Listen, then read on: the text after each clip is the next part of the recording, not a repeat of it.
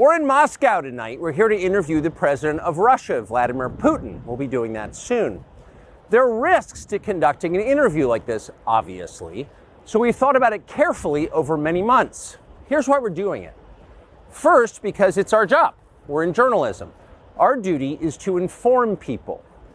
2 years into a war that's reshaping the entire world, most Americans are not informed. They have no real idea what's happening in this region, here in Russia or 600 miles away in Ukraine. But they should know. They're paying for much of it in ways they might not fully yet perceive.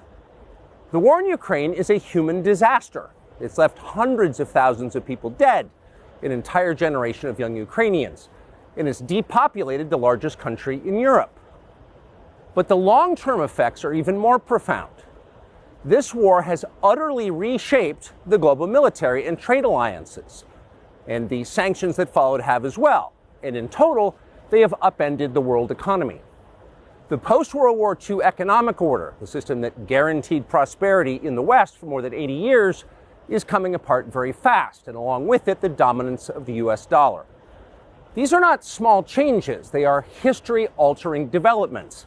They will define the lives of our grandchildren. Most of the world understands this perfectly well. They can see it. Ask anyone in Asia or the Middle East what the future looks like. And yet the populations of the English-speaking countries seem mostly unaware. They think that as nothing has really changed. And they think that because no one has told them the truth. Their media outlets are corrupt. They lie to their readers and viewers. And they do that mostly by omission.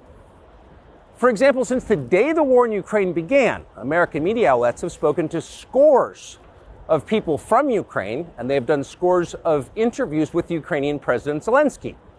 We ourselves have put in a request for an interview with Zelensky, and we hope he accepts. But the interviews he's already done in the United States are not traditional interviews. They are fawning pep sessions specifically designed to amplify Zelensky's demand that the U.S. enter more deeply into a war in Eastern Europe and pay for it. That is not journalism. It is government propaganda. Propaganda of the ugliest kind, the kind that kills people.